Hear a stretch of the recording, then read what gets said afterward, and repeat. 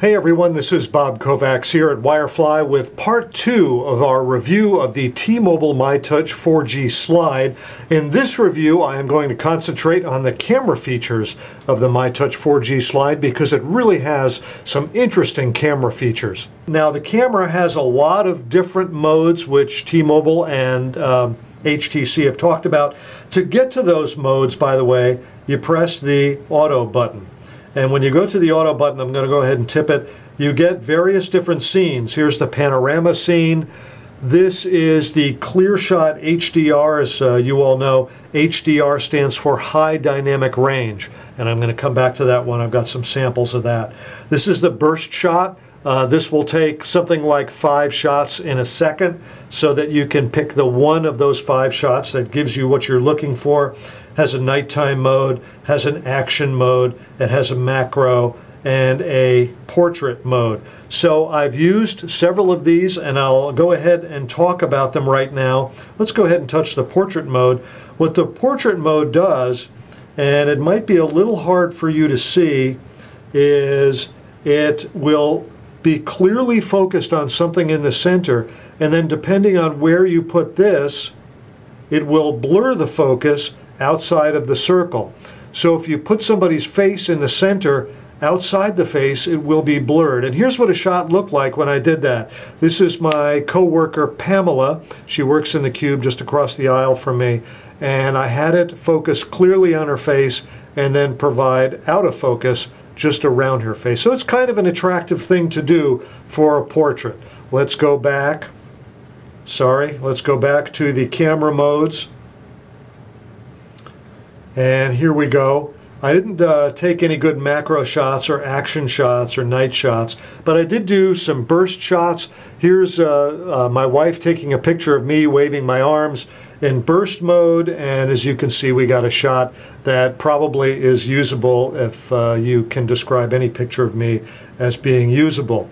Now, the clear shot HDR, very interesting. Again, this is the high dynamic range, and what this does is it takes the brightest shots and it makes sure that you can see some detail in the bright areas of the screen, and then it takes the dark areas of the screen and it makes sure that you can see some detail in the dark areas, and it combines them so you can see detail in the brights and you can see detail in the darks. Here's a shot I took in the normal mode, not in the HDR mode, and then here's a shot I took in the HDR mode. And although the non-HDR shot looks a little more dramatic, it's got darker darks.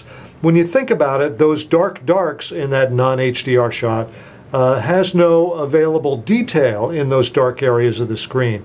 Whereas in the HDR shot, that's what I'm showing now, you can actually see detail in the bright clouds, and those clouds are very bright. I had to squint to look up at them. You can see detail in the bright clouds as well as in the darker areas of the screen over against the building and under trees. So while it might be a little subtle at times, the HDR does a good job of giving you detail both in the bright areas and the dark areas of the screen. I also set up a little still life on my desk and I tried this out again. Here's the still life without HDR mode, and then here's the still life with HDR mode. And by the way, when I look at that still life, there is a lot of sharpness in the screen, so I'm very pleased with the sharpness.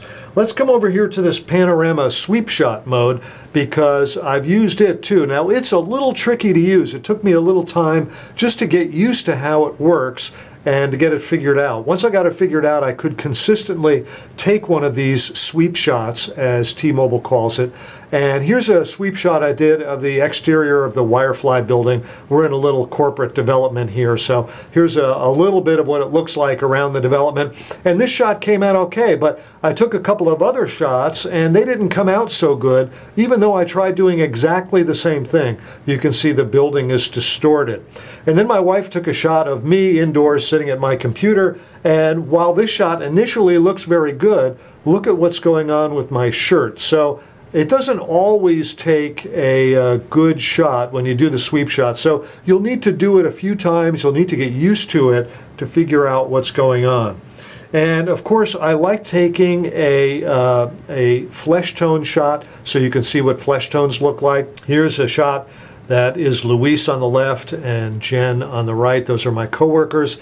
And you can see that I thought it did a pretty good job with the flesh tones. I thought Luis's darker skin looks good. Jen's fair skin looks good. It was well focused on their skins, and I used the flash, the dual LED flash on the back of the phone for those flesh tone shots. Now I want to take a shot. I want to show you what I did with respect to video. Here's a video in 1080p that I shot just outside the building in the bright sun. I'm testing the video of the brand new T-Mobile myTouch 4G slide, and I have it set to 1080p video. It's a warm summer day. Those clouds are very bright. I literally have to squint when I look up into the sky, and it looks like the myTouch 4G slide is actually handling that brightness pretty well.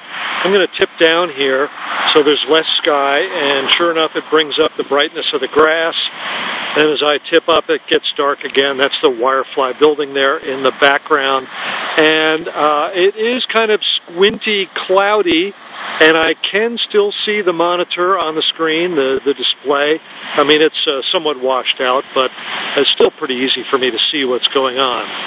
So this is a video test of the myTouch 4G slide with 1080p video. Okay, so that was 1080p video. And as you heard my voice, it didn't sound all that natural. It was quite trebly, and it also seemed somewhat distorted.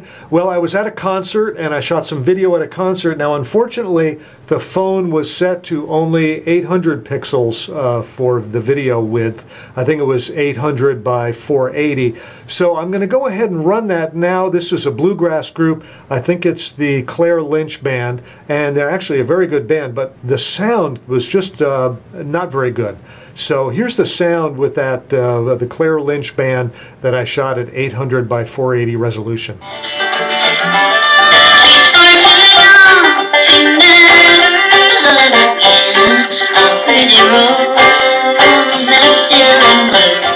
And as you could hear by that, it wasn't very good sound. So I didn't see any sound settings in this. I'm kind of disappointed by the quality of that sound. Leaves a lot to be desired.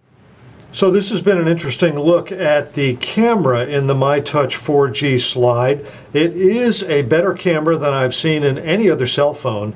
It does take good pictures. It goes into the automatic mode here. It knows that if I'm holding it this close to something that it needs to be in macro mode, so it automatically selected the macro mode. In fact, I went ahead and shot a picture in macro. I know I said earlier that I hadn't used it, but I went ahead and did that. We go ahead, we have donuts here that are brought in on Friday, every Friday. The boss is very good to us and brings us donuts and bagels, and I really enjoy coming in Friday morning for a donut. As you can see from this shot, that it takes a pretty nice clear macro shot. I was holding the phone about 3 or 4 inches away, maybe closer to 3 than 4 inches, and it took a very clear shot, automatically focused very nicely. So the pictures are reasonably low noise. They have got pretty good contrast and detail. I enjoy the high dynamic range photography, and in general, the camera does a very nice job. Now, I wish the audio was better with respect to the video recording, but the camera itself is about the best camera I've seen in any cell phone. Will it replace a compact camera that's a dedicated camera? I don't think it will. I think most dedicated cameras will take better pictures than I've seen with the myTouch 4G. But for a cell phone, this is a pretty darn good camera.